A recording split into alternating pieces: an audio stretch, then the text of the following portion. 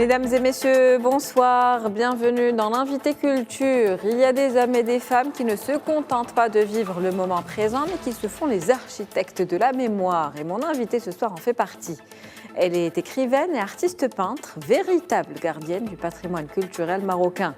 Entre sa plume et son pinceau, il n'y a pas de frontières, seulement un dialogue continu.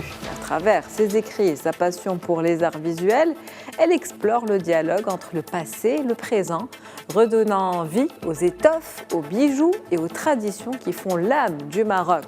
Là où d'autres voient des objets, elle déchiffre des poèmes dans le reflet d'un bijou ancien, dans le drapé d'un caftan ou dans la vibration d'une couleur. Elle lit l'histoire d'une civilisation.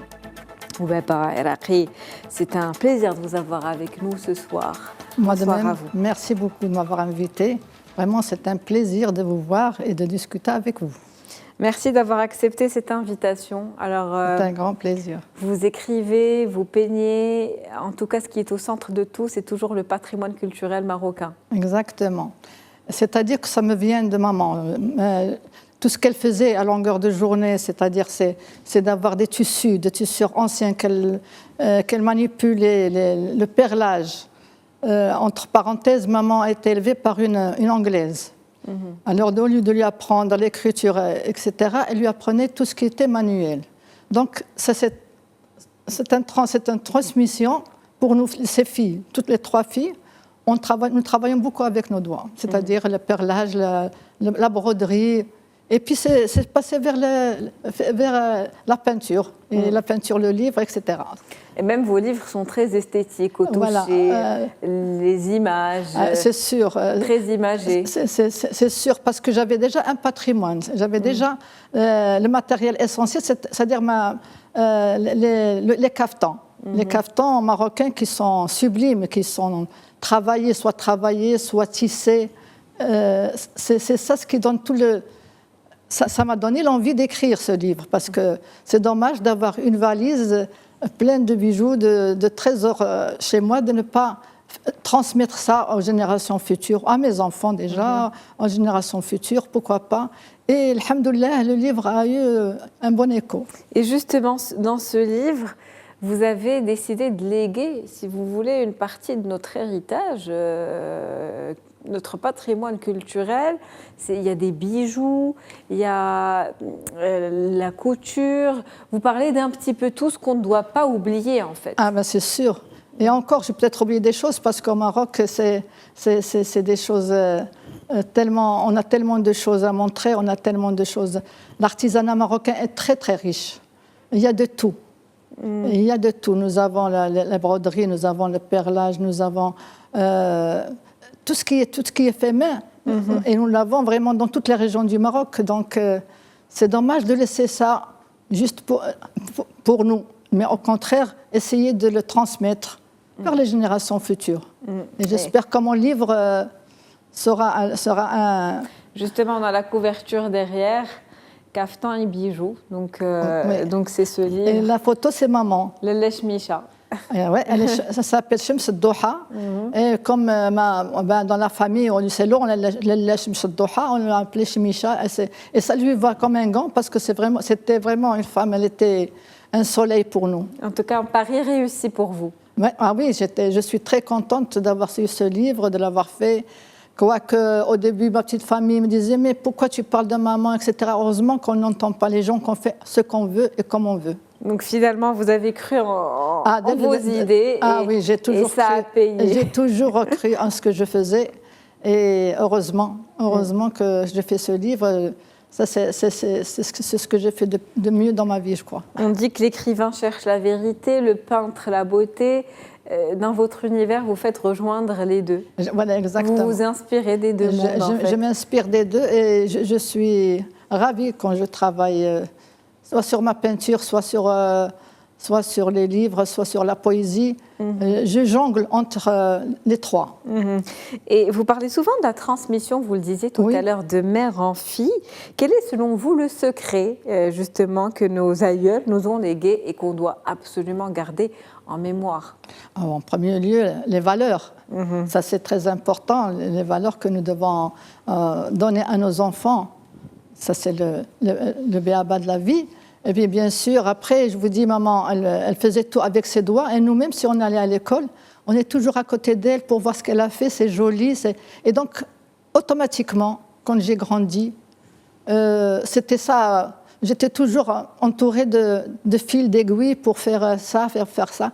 C'est inné. C'est inné donc, chez nous. votre maman, d'une certaine manière, ça vous a aidé à forger ce Exactement, regard énormément. sur l'élégance, j'ai envie de dire, l'élégance marocaine. Et ce qu'elle a fait de mieux, je la remercie, Allah yarhamha, c'est d'avoir tout laissé. Elle ne les a jamais donné. Ces caftans sont chez moi, dans une valise, des caftans magnifiques du début du siècle dernier. Donc, c'est magnifique. Des pièces rares aujourd'hui. Et les bijoux, bien sûr.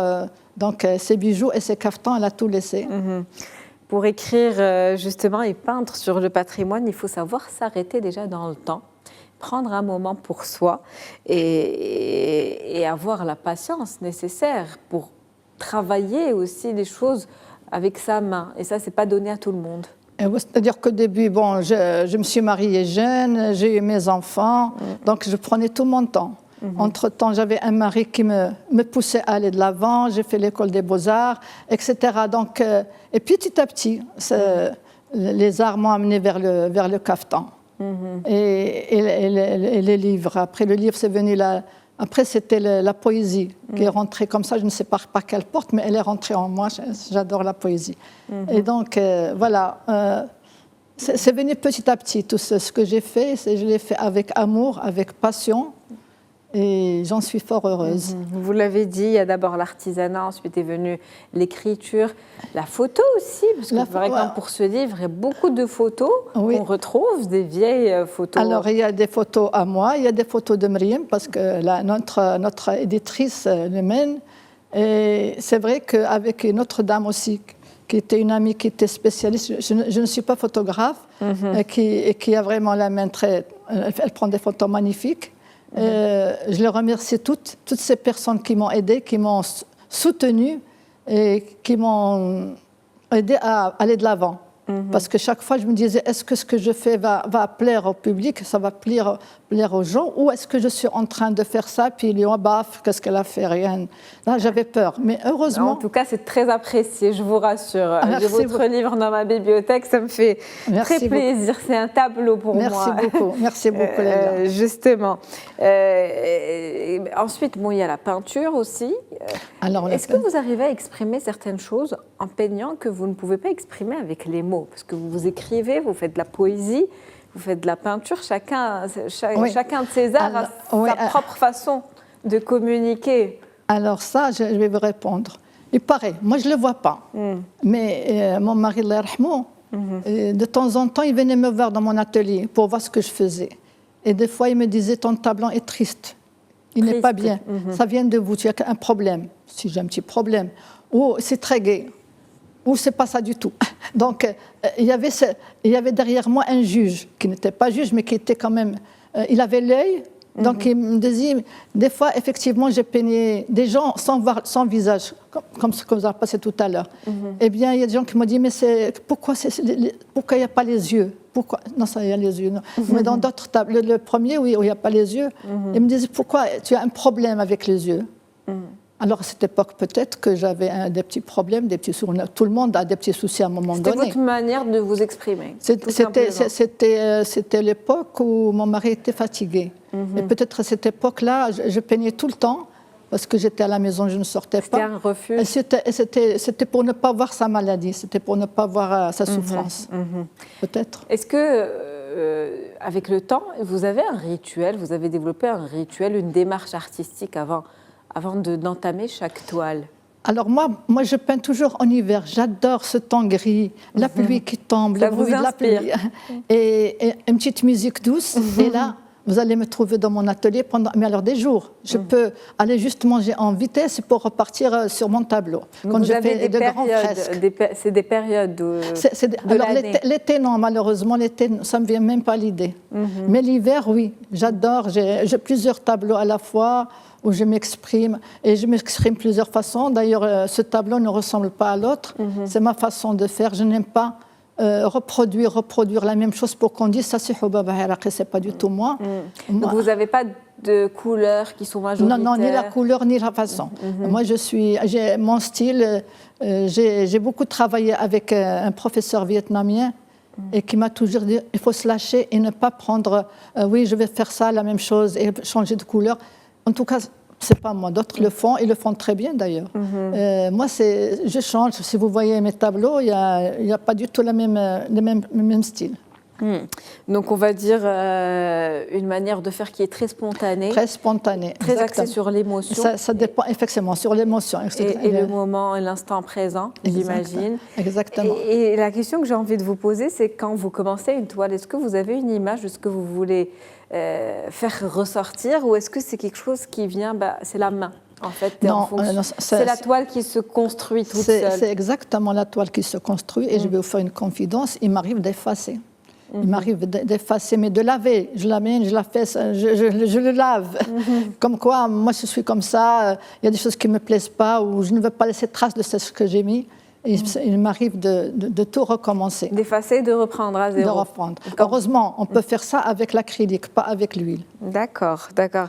Comment faire pour que le patrimoine ne devienne pas, selon vous, une pièce de musée qui est figée dans le temps, mais une manière vivante qui inspire aujourd'hui les femmes marocaines? Eh bien, écoutez, c'est le livre. Le livre reste. Un caftan posé dans un tiroir ne sert à rien. Le donner dans un musée, oui, c'est vrai, au musée, mais il reste figé, comme vous dites. Alors que quand il y a un livre ou un écrit, eh bien, ça circule. Ou un poème, pourquoi pas. Ça va circuler, ça va se retrouver même après 100 ans. Vous tombez sur quelque chose, j'ai jamais vu ça, c'est quoi? Donc, les écrits restent, donc, et pour vous, c'est le meilleur moyen de transmettre. C'est le meilleur moyen, c'est l'écriture. Et c'est ce qui sort, comme le livre, il est là. J'espère qu'il va rester.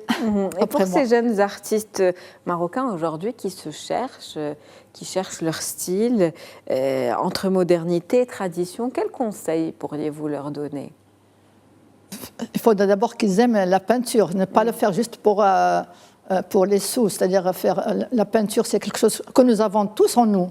Dans chaque personne a la peinture. Vous prenez un crayon, des couleurs, vous pouvez sortir des choses extraordinaires. En premier, il faut avoir cette passion pour l'art.